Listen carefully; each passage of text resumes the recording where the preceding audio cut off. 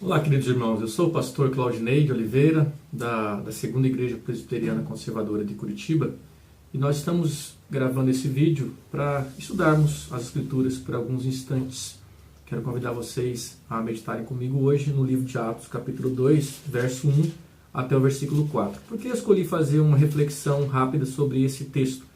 Eu sou pastor de uma igreja reformada, uma igreja calvinista, e muitas pessoas de orientação pentecostal e neopentecostal têm vindo até a gente, têm procurado a nossa igreja, e elas conhecem a nossa igreja por causa de irmãos famosos como o reverendo Augusto Nicodemos, o reverendo Hernandes Dias Lopes, e os de outros países também, e outros pastores aqui do Brasil. Então elas chegam até a nossa igreja. E elas todas chegam com anseio de estudar as Escrituras, de ter um maior conhecimento da Bíblia, da vontade de Deus, das doutrinas da graça, enfim. Então, só que juntamente com esse desejo, esse ensejo de aprender mais das Escrituras, as pessoas que vêm também, elas chegam com ranços, né, do pentecostalismo, da doutrina neopentecostal. Então elas vêm com muitas dúvidas, né? E assim, acima de qualquer outra dúvida é em relação às línguas descritas em Atos 2 e em 1 Coríntios 14 também, né? 12, 13 e 14. E eu quero, nesse vídeo aqui, falar com vocês um pouco sobre Atos 2, 1 a 4 e alguns trechos também de 5 a 12. E eu quero dar uma explicação para vocês, né? Para que a gente possa ser útil para ajudar os irmãos a compreenderem as Escrituras.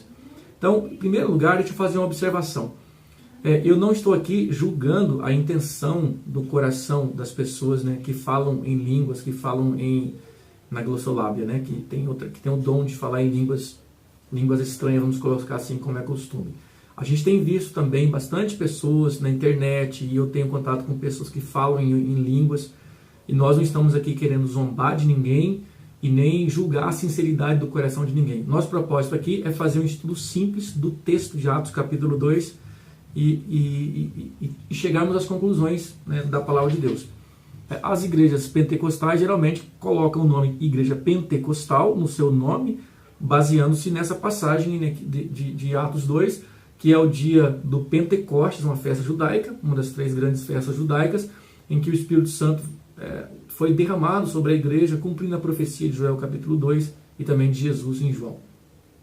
Então, nosso propósito é fazer uma leitura e observar rapidamente os detalhes do texto. E eu convido vocês que estão nos assistindo, né, sem preconceito, sem querer debater, né, enfim, brigar por causa da Bíblia, mas eu convido vocês a lerem o texto, né? As igrejas dizem que aqui está a base para que as pessoas falem em línguas, né? Então vamos meditar. O texto diz: ao cumprir-se o dia de Pentecostes, então essa festa judaica do Antigo Testamento, que os judeus seguiam, a festa da colheita, como era conhecida, estavam todos reunidos no mesmo lugar, ou seja, estavam reunidos em Jerusalém, né, a capital, e o lugar para onde todos os judeus de todos os lugares do mundo iam, né, se reuniam, se locomoviam nesta data da festa do Pentecostes. Então, ao cumprir-se o dia de Pentecostes, o dia da festa judaica, lembra que Pentecostes aqui ainda não tem nada a ver com o Espírito Santo, com o fogo, é uma festa judaica, assim como outras festas judaicas, né? A festa dos tabernáculos, por exemplo.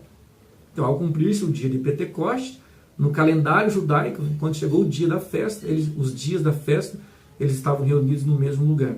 E, de repente, veio do céu um som como de um vento impetuoso e encheu toda a casa onde estavam assentados. Veja que o texto coloca que esse fenômeno do derramamento do Espírito Santo aconteceu de repente, ou seja, não foi alguma coisa premeditada, não foi um encontro marcado, mas foi de repente, para mostrar a soberania do Espírito Santo. Ele é derramado como ele quer, ele age assim como ele quer também, por ele ser soberano.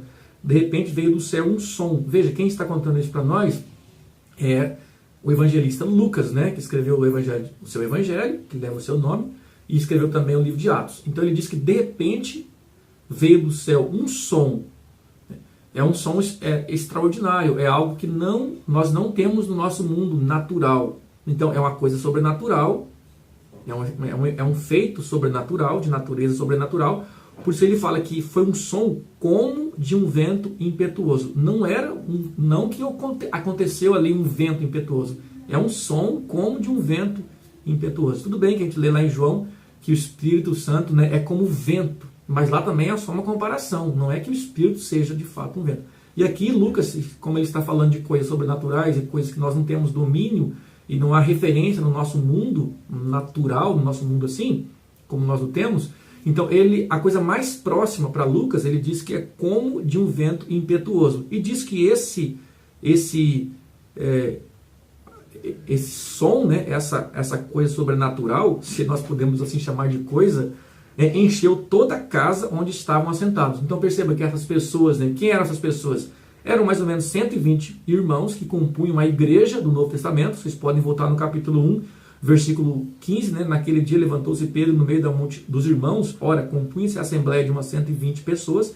Então esses 120 irmãos, que era a igreja, e foram os discípulos que ficaram, de todos aqueles que seguiram a Jesus, de todos aqueles que viram os milagres, no final das contas sobraram 120 pessoas. Dentre elas, os apóstolos, os 11 apóstolos, os 12 apóstolos, né, com a eleição de Matias, dentre eles também as mulheres, né, que estão aí descritas no capítulo 1, versículo 13, Maria, mãe de Jesus e outras pessoas. Ou seja, a igreja, vamos colocar assim, o grupo de pessoas que ficaram, que amavam a Cristo, que tinham fé em Jesus, era de 120 pessoas. E essas 120 pessoas estavam reunidas numa casa. E veja que interessante, eles não estavam no templo, então não estavam em algum lugar, né, com mais poder, com mais possibilidade de serem batizados, mas eles estavam numa casa. E eles estavam em que posição, meus irmãos? Estavam, de acordo com o versículo, estavam assentados. Certo? Então vamos lá reconstruir algumas informações. Eles estão no dia de Pentecostes, da festa judaica chamada Pentecostes. Eles estão na cidade de Jerusalém, dentro de uma casa, assentados, e de repente, de forma sem que ninguém tenha previsto, o Espírito Santo foi derramado sobre a igreja, sobre aquelas pessoas, e como consequência diz que apareceram. Aqui tem uma questão não só de audição, né, auditiva, de um som parecido com o som de um grande vento, mas diz que apareceram distribuídas entre eles línguas como que de fogo, e pousou uma sobre cada um deles. Tem um aspecto aqui visual também. E desceram essas línguas, também é dito que é como de fogo. Era uma coisa sobrenatural. A coisa mais parecida que Lucas teve, né, para explicar esse fenômeno era línguas como que de fogo. Não é línguas de fogo, né? Como nossos irmãos pentecostais gostam, línguas de fogo. É línguas como de fogo. Veja como uma palavrinha faz toda a diferença. E diz que essas línguas, pousou essa língua, né, esse feito sobrenatural, pousou sobre cada uma das pessoas. Então, todas aquelas 120 pessoas que estavam ali no dia de Pentecostes, elas receberam esse dom e elas receberam vamos colocar assim, esse batismo com o Espírito Santo. As línguas pareceram repartidas como língua de fogo e cada uma pousou sobre cada um. Então, todas as pessoas foram batizadas, receberam, e como consequência, está muito bem claro no versículo 4, diz que todos ficaram cheios do Espírito Santo. Todos ficaram cheios do Espírito Santo. Ou seja, o batismo, eu não vou fazer análise, mas eu só quero expor o texto e depois vocês tirem as conclusões. O batismo com o Espírito Santo foi derramado não só sobre pessoas mais espirituais, pessoas que estivessem buscando, jejuando e orando, mas foi derramado sobre todas as pessoas que estavam naquela casa assentados, e não ajoelhados, estavam assentados, né? Então todos ficaram cheios do Espírito Santo e passaram a falar em outras línguas. A forma como Lucas registra é que a evidência de que eles estavam cheios do Espírito Santo é que eles começaram a falar em outras línguas. E segundo o Espírito Santo lhes concedia que falassem. Então quem determinava quais línguas a cada pessoa iria falar é o próprio Espírito Santo. Então mostra a soberania do Espírito Santo, que é derramado, desce sobre a igreja de forma de repente, no tempo dele, como ele quer, que atinge todas as pessoas e que distribui essas línguas de acordo com a sua vontade soberana. O Espírito Santo falava de acordo com... as pessoas falavam segundo o Espírito Santo lhes concedia que falassem. Agora eu vou gastar menos tempo, mas eu quero deixar de tarefa para vocês, lerem do versículo 5 ao versículo 13. E nesses versículos, né, a própria palavra línguas, do versículo 4, se os irmãos consultarem essa palavrinha no original é idiomas, né? Línguas, idiomas. E aqui, no verso 5, Lucas vai explicar para a gente que as pessoas que ouviram aqueles irmãos pregarem, aqueles irmãos falarem em línguas, né?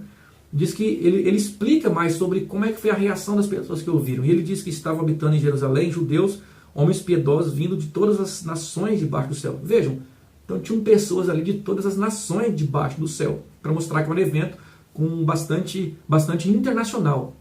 E quando, pois, se fez ouvir aquela voz, né, a voz das pessoas pregando e falando em línguas, não diz que estavam pregando, diz que eles estavam falando em línguas, né? Quando se fez pois, ouvir aquela voz, afluiu a multidão que se possuiu de perplexidade, porquanto cada um os ouvia falar na sua própria língua. Então, o que esse texto mostra para a gente, né, é que as pessoas que estavam em Jerusalém naquele dia, que eram de outras nações, que eram nascidos em outro local, né, eles estavam ouvindo a sua própria língua. Então, vamos colocar assim, se tivesse alguém da Alemanha, um alemão naquele dia, lá na cidade de Jerusalém, um judeu alemão, vamos colocar assim, ele estaria ouvindo a palavra de Deus em alemão, na sua própria língua materna. E aí diz que também, aí depois Lucas coloca uma lista, né? Uma lista de pessoas de vários lugares, né? Eu não vou entrar nos detalhes, mas diz assim, estavam, pois, versículo 7, atônitos e se admiravam, dizendo, vede, não são porventura galileus todos esses que aí estão falando? Ou seja, pessoas numa região simples, numa região que todo mundo conhecia e sabiam que essas pessoas não eram poliglotas, não falavam em outras tantas línguas. Como os temos, versículo 8, como os ouvimos falar cada um em nossa própria língua materna. Daí veja a expressão. As pessoas que estavam no dia de Pentecostes estavam entendendo totalmente aquilo que estava sendo dito por aqueles 120 irmãos que falavam em línguas. Então não tinha ali nada que não estivesse sendo entendido. E é por isso que eles estão perplexos, porque eles dizem, como que nós temos ouvido essas pessoas falarem na nossa própria língua materna? Deixa eu dar uma ilustração. Imagine que você convive com várias pessoas do bairro da sua cidade e amigos seus que você sabe que eles só falam português. Pessoas que não falam outra língua. Você sabe que eles nasceram falando português, depois de uns 2, 3 anos começaram a falar em português, nunca tiveram a oportunidade de estudar outra língua. Aí de repente essa pessoa num evento começa a falar em húngaro. E você fala, eu conheço o João, eu conheço o José, eu sei que ele não fala outras línguas, como pois os temos ouvido falar das grandezas de Deus? E você percebe que então, qual é o conteúdo da fala dessas pessoas que estão falando em línguas? Eles falam da grandeza de Deus. E depois diz de tantas nações de onde essas pessoas eram, né? E no versículo 11 diz, como judeus, tanto judeus como prosélitos, ou seguidores dos judeus, cretenses e arábios, como os ouvimos falar em nossas próprias línguas as grandezas de Deus. Então quero terminar meu estudo nessa reflexão pequena dizendo o seguinte, essas pessoas estavam reunidas em Jerusalém no dia da festa do Pentecostes, todas elas foram cheias do Espírito Santo, não teve divisão, apenas um grupo, mas todas foram cheias pelo Espírito Santo, e elas receberam esse dom do Espírito Santo, começaram a falar em línguas. Essas línguas nada mais eram do que idiomas. Não tem xalabaxúias, nem camariano, não tem isso aí. Como estou dizendo, eu não estou zombando e nem dizendo que as pessoas que falam isso são desonestas e estão inventando. Não estou dizendo isso. Mas não dá para basear nesse texto as línguas, né, que acontece no meio pentecostal, neopentecostal e também no movimento carismático dentro da Igreja Católica. Então, o que eu faço para os irmãos? O que eu estou dizendo para vocês que estão ouvindo e vendo esse áudio? Que vocês não precisem concordar comigo. Leiam o texto. Leiam o texto. Peça ao Espírito Santo que lhe ilumine para que você leia o texto e que você aprenda o que o texto está dizendo. Tá bom? Deus abençoe a todos. Abraço. Fiquem com Deus, gente.